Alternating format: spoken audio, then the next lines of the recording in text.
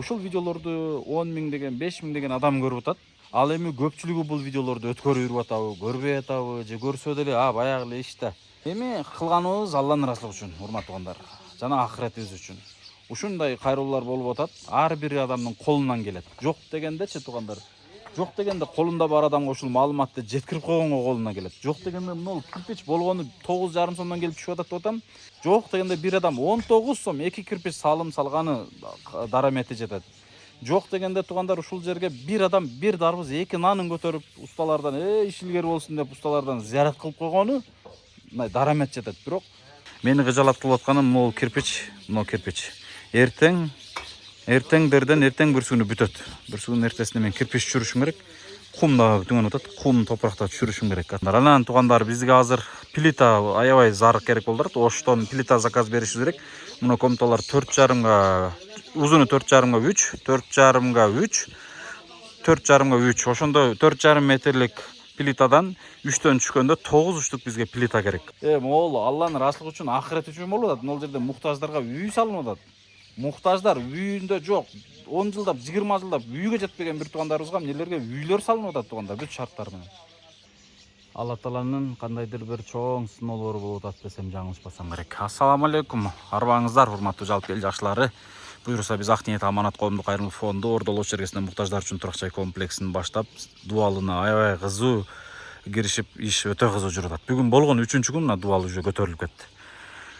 Буюрса мурунку күнү могул жерге 2,5 тонна цемент түшүргөнбүз жаанда. Кече күнү могул такта менен кошуп жүк жеңил болот деп 1 тонна цемент алып келгенбиз. Биринчи күнү болсо биз 500 грамм цемент алып келгенбиз. Жалпысынан 4 тонна цемент алып келдик. Биринчи күнү биз 22 миң сомдук строй материал, ошол инструмент, арба жана башка 22 миң болсо, усталардын продукты жана азык түлүгү 12 миң, ошо менен 34 миң сом болуп атат. Экинчи күнү биз цемент, цемент 20 миңге келип түшүп атат. Ал эми үчүнчү күнү такта, 1 тонна цемент жана башка ошол сетка мыгы дагы кече күнү 34 миң сомдук материал алып келдик. Ошо менен жалпысынан 88 миң сомдук бул жерге 3 күндө строй материал түшүрдүк туугандар.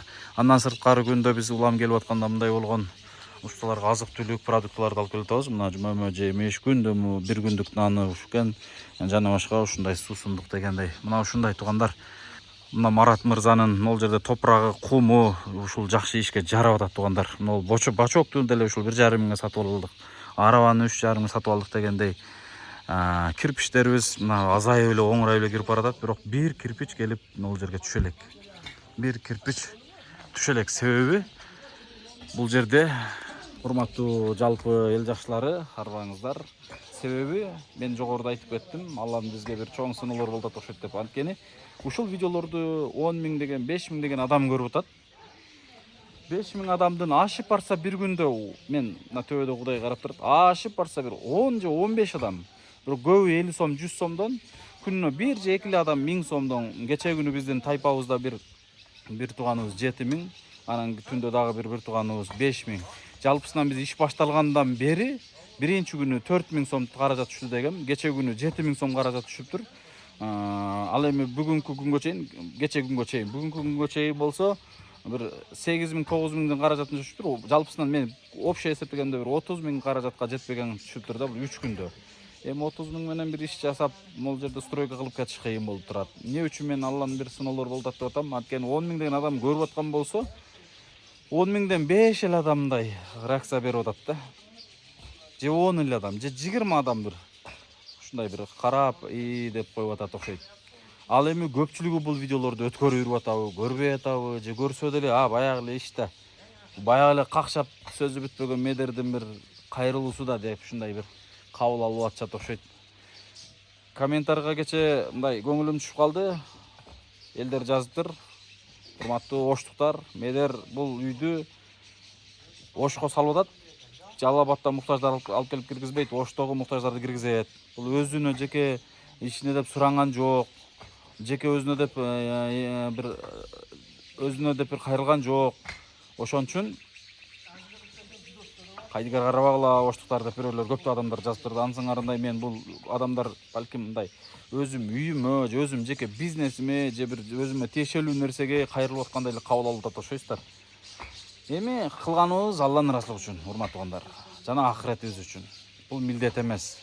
Болгону ушундай кайрылуулар болуп атат. Ар бир адамдын колунан келет. Жок дегендечи туугандар. Жок дегенде колунда бар адамга ушул маалыматты жеткирип койгонго колуна келет. Жок дегенде мына кирпич болгону 9,5 сомдон келип түшүп атат деп атам. Эки кирпичин ушул жерге 19 сомго келип түшүп атат. Жок дегенде бир адам 19 сом эки кирпич салым салганы дарамети жетет.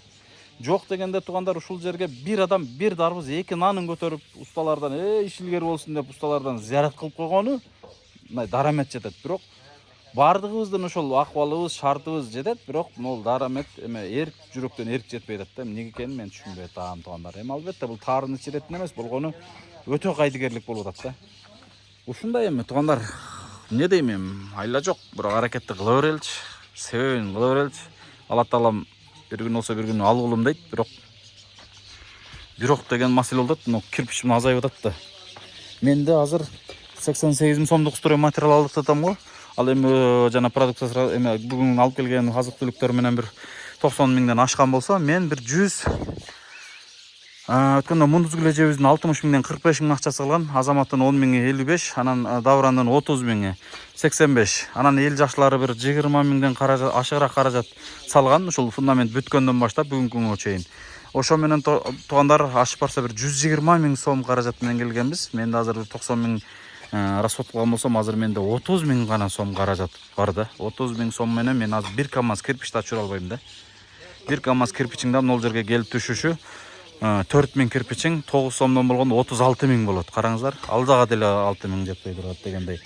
Ошого мен аргасыз, кандай десем эми, аргасыз мындай айтууга мажбур болуп атам да. Мейли 100 адам, 1000 адам көрбөсүн, бир адам, 2 адам, 10 адам көрүп деле ушул жакшылыкка себепкер болуп калса, иншалла жакшы болор эле. Мени кыжалат кылып атканым могул кирпич, кирпич. Эртеңдерден эртең бүрсүгүнү бүтөт. Бүрсүгүнүн эртесинде мен кирпич түшүрүшүм керек. Кумда түгөнүп атат. Кум топуракта түшүрүшүм керек. Цемент эми жетип калар экен билбейм. Азыр наракта 2,5 тонна, мына жерде 1 тонна жакын калыптыр. 3 тоннадан аш цементибиз бар экен. Ошого мен улам кыжалат болуп атам туугандар. Келгиле бир ойлонон алчу туугандар. Ойгон алчу ушу видеолорду эмнеге башкалар менен бөлүшпөй атабыз билбейм. Так, эми туугандар, биздин ишибиз болсо, салам алейкум жолу. Бияктан өзүбүздү көргөзүп кетели. Биздин ишибизде болсо мына ичи сырты мындай шоп салынып, кадимкидей растворлор көрүп атасыздар, ушундагыдай урулуп атат мынакей. Мына комнаталар сонун тыпыйып уже бөлүнө баштады. Мына ар бир комнаталардын артынан айнек койдук. Могул жерлер коридор болот, алдынан да айнек болот.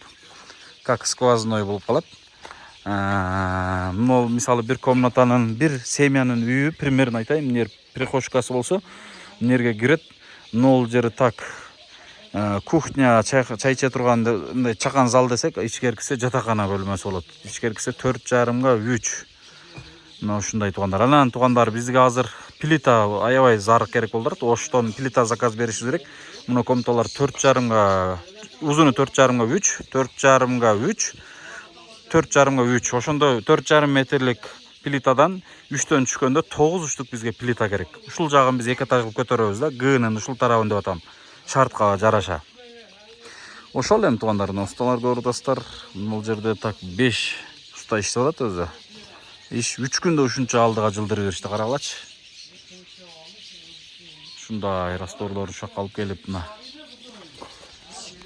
Ошол туугандар, эмне дейбиз? Мен азыр Жалал-Абадка чыгышым керек болуп турат. Эмнеге дегенде мен эми улам эле видеодон эле сиздерге айтып кайрылып коюп эле, видеодон элди күтүп карап отуруш жок туугандар. Биз Жалал-Абадка барып, ага-ини, досторума, ушул тааныш билиштериме барып, кайрылып, ушул иш боюнча бир маалымат берип, ушул жака бир кандайдыр бир себепкер болуңуз деп бир сунуш айтып окшойм. Антпесем бул жерде карап отуруп эле улам видеого чыкканы менен айтып атам го. Биз келгенибизге 4 күн болду. 4 күндө 30 миңге жетпеген каражат түштү да. Эми жаман эмес, жакшы, бирок 30 миң сом менен стройка кылыш өтө кыйын туугандар. Айтып атпайм, 30 миң сомго бир портер могул жерге же 1,5 портер болгону цемент келип түшүп атат да. Мына топурагың деле азыр бир 6-7 миң болсо керек, кумуң 10 миң болсо керек, 15 миң мисалы да. 30 миңге бул стройка кылыш, жылдырыш кыйын. Анан ошого карап отура бербей аракет кылайлы деп атам. Мен сиздер да бир ой пикир жазыңыздарчы. Ошого Жалал-Абадка бүгүн аргасы чыкканы мажбур болуп турам. Азыр усталардын бүт тамак ашын арт беркилерин даярдап берип коюп чыгып кеттим. Кудайга шүгүр, да кече бир тууганыбыз кичине эт көтөрүп келген экен эле.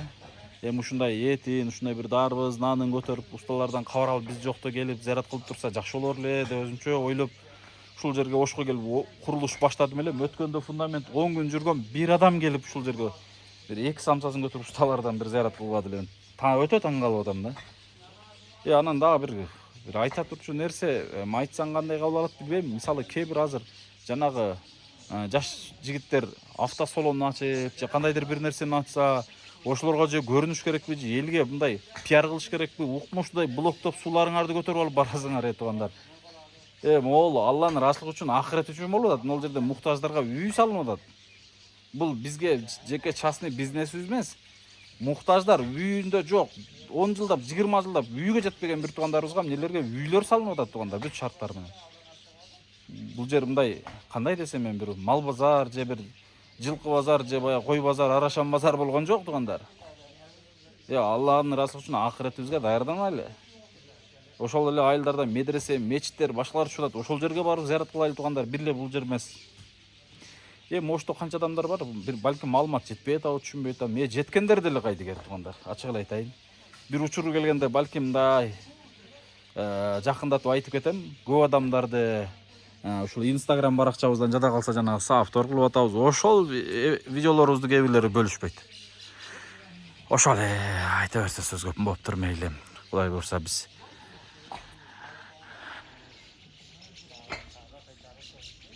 бир 2-3 күндүн ичинде келип калабыз. 2 күндүн ичинде анан могул видеолорду өзүм тартып атам. Бир күн туугандар өтө чоң, чындыгын айтайын, сыноолор өтө баягындай болот да. Бир күн материалга жалдырайсың, бир күн башкага жалдырайсың, бир күн видео тартып берчи деп бир операторго жалдырайсың, бир күн видеону тартып берген видеону качан жасап чыгарып бересиң деп ага 2 күн жалдырайсың. Эми аракет кыла береличи. Алла таала ошон үчүн ушул ишке койсо керек. Бул да бир сыноо туугандар.